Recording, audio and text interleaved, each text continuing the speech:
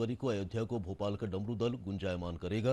राम मंदिर ट्रस्ट की ओर से मिले आमंत्रण के बाद अब 108 सदस्यों का ये दल भोपाल से झांझ मंजीरे, ढोल नगाड़े और डमरू शंख आदि लेकर रवाना हो रहा है। ये दल इससे पहले काशी विश्वनाथ और महाकाल की शाही सवारी में भी अपनी प्रस्तुति दे चुका है। इस दल ने अयोध्या के लिए खास प्रस्तुतियां भी तैयार की हैं। 2 दिनों तक ये दल हनुमानगढ़ी, नागेश्वर नाथ मंदिर, लता मंगेशकर चौक, तुलसी उद्यान समेत राम मंदिर परिसर आदि कई महत्वपूर्ण स्थानों पर 8 से 9 घंटे तक लगातार प्रस्तुति देगा। भोपाल से हमारे संवाददाता आदित्य श्रीवास्तव की ये खास रिपोर्ट देखते हैं। 22 जनवरी को अयोध्या पर न सिर्फ भारत बल्कि पूरी दुनिया की निगाहें होंगी। दुनिया भर से मेहमान अयोध्या पहुंच रहे हैं और भारत के प्रधानमंत्री के हाथों भगवान रामलला की विराजमान होंगे।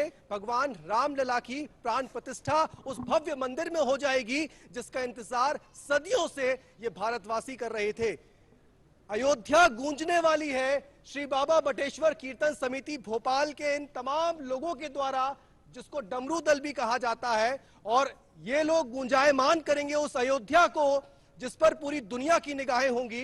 पूरी दुनिया जब भगवान राम विराजमान हो रहे होंगे, प्रधानमंत्री वहां पर होंगे, तब ये तमाम लोग जो हैं वो उस अयोध्या को गुंजायमान कर रहे होंगे। ढोल से, ताशों से, मंजीरों से, ये तमाम पूरे दल को आप देखिए। ये लोग हैं जो भोपाल के लोग हैं और भोपाल में अब ये अंतिम परफॉर्मेंस इनकी है, बल्कि ये कहें कि ये अंतिम प्रैक्टिस के अंतिम दौर में इस वक्त है और इसके बाद सीधे रवानगी डाल रहे हैं अयोध्या के लिए, जहां पर अब 22 तारीख को ही सीधे इनकी परफॉर्मेंस जो है वो देखने को मिलेगी। अर्जुन सोनी जो इस पूरे ग्रुप को लीड कर रहे हैं वो हमारे साथ हैं।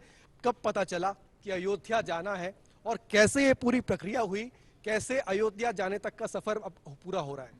बिल्कुल, जब मैंने यहाँ से 6 महीने पहले हम लोग जब मतलब सावन के दौरान जब हम महाकाल में गए थे शाही सवारी में, तभी मेरे दिमाग में था कि भगवान अयोध्या रामलला 2024 में विराजमान होंगे, तो उसके लिए मुझे कुछ करना है। मतलब लेकिन मैंने उसके लिए प्रयास जारी रखा। मैं अयोध्या गया, मैंने वहाँ पे बहुत लोगों से पता करा, लेकिन मुझे कोई संतुष्टिजनक जवाब ना मिला। फिर मेरे को वहाँ पे चंपत राय जी के बारे में, सचिव के बारे में मालूम चला, डॉक्टर अनिल मिश्रा के थ्रू, जो कि वो भी वहाँ पे इंजीनियर हैं, मंदिर का काम देखते हैं। फिर वहाँ पे उनके थ्रू मैं चंपत राय जी से मिला। लेकिन वहाँ पे जब गया तो मुझे लगा कि मैं इकलौता ही नहीं हूँ देश में और देश के बाहर भी। वहाँ की बहुत सारी ऐसे कीर्तन मंडली हैं इस्कॉन मंदिर की, जो बाहर मैक्सिको वगैरह में इस्कॉन मंदिर में बजाती हैं। जब मैं वहाँ गया तो कम से कम एक ऊंची थप्पी लगी थी जिसमें सबके आवेदन लगे थे। तो जब औरों के लगे थे तो फिर मैंने भी अपना बाबा का नाम लिया, भगवान का, और रख दिया कि भगवान स्वीकृति प्रदान करवाना, जैसा भी हो सब आपके हाथ में सुप्रत है।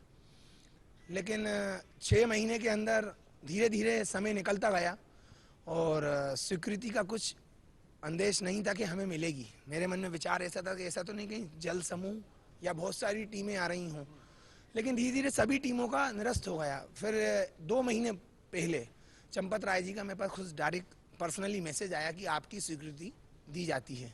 तो मैं उस समय भाव विभोर हो गया और सोचा कि मैंने या तो मैं सपना देख रहा हूँ या मुझे पता नहीं क्या हो रहा है। हर व्यक्ति वहां जाना चाह रहा है और ये खुशी जब आपने अपने दल के लोगों को बताई तो क्या रिएक्शन था सभी?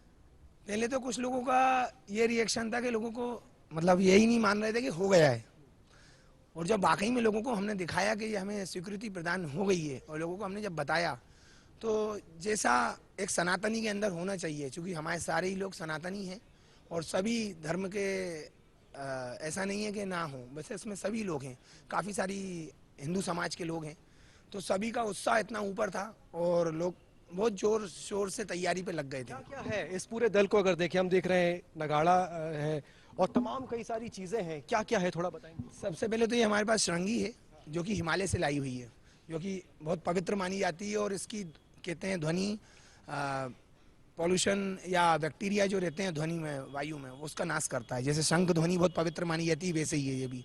इसके बाद हमारे पास ये नगाड़ा है जो कि मध्य प्रदेश में सबसे बड़ा नगाड़ा है। इसके बाद हमारे पास ये पुनेरी ढोल है, जो कि इसकी विशेषता ये है कि इसमें 2 ही तरफ बेस होता है, ये 2 ही तरफ से बराबर समान आवाज में बजता है, वॉइस इसकी बराबर आती है। इसके बाद हमारे पास जैसे शंख का पूरा ये है, ग्रुप है पूरा शंख का।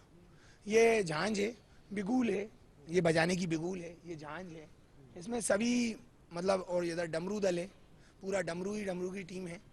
ये देखिए, ये डमरू दल है दरअसल, और ये एक पहचान इस समूह की डमरू दल के नाम से भी है। ये पूरा एक ग्रुप है पीछे की तो, और पूरा डमरू हाथ में लिए हुए लोग हैं, झांझ उसके आगे कुछ लोग हैं जो झांझ लिए हुए हाथ में, उसके आगे शंख लोगों के हाथ में है, ढपली है, नगाड़े हैं, ढोल हैं। अर्जुन, सबसे एक चीज यहाँ पर ये भी आपसे जानना चाहेंगे कि बहुत महत्वपूर्ण चीज होती है, आप समझ रहे हैं जब आप परफॉर्म कर रहे होंगे तो उस वक्त दुनिया की निगाहें वहां पर होंगी, और हो सकता है कि प्रधानमंत्री भी आपके आसपास से निकल रहे हो सकता है कि प्रधानमंत्री से के आसपास में आप। नहीं, बिल्कुल, जिस रोड से हम निकल रहे हैं उससे सारे वीआईपी लोग हैं, मतलब अमिताभ बच्चन का भी निमंत्रण उसी रोड से है और मोदी जी का भी, तो हमको उस प्रोटोकॉल से थोड़ा सा बचा के रखा है उनने, मतलब 15-20 मिनट का हेरफेर है, हम रहेंगे उसी रोड पे। कहाँ परफॉर्म करना है? हमको सबसे पहले नागेश्वर नाथ मंदिर में 21 तारीख को करना है, और उसके बाद उसके सामने नया घाट है, तो नया घाट पे रात को लाइटिंग शो होता है और वहाँ पे सारे पत्रकारों का जमावाड़ा रहता है, तो उस दौरान हमें वहाँ पे करना है, जो कि हमारे 7 घंटे की परफॉर्मेंस नॉन स्टॉप रहेगी 21 तारीख की। इसके बाद हमारे को 22 तारीख को नागेश्वर नाथ मंदिर से लता मंगेशकर चौराहा से तुलसी उद्यान, देवकाली माता, हनुमानगढ़ी और राम लला अयोध्या के मंदिर, वहाँ तक बजाते हुए 22 तारीख को जाना है, जो कि हमारे 8 से 9 घंटे की परफॉर्मेंस नॉन स्टॉप होगी। सुनाएंगे क्या परफॉर्म करने जा रहे हैं वहाँ पे और क्या विशेष तैयारियां हैं? बिल्कुल, उस विशेष क्षण के लिए हमने कुछ विशेष तैयारियां करी हैं। भगवान शिव और भगवान राम एक दूसरे के आराध्य हैं, तो हमने दोनों का समावेश करा है।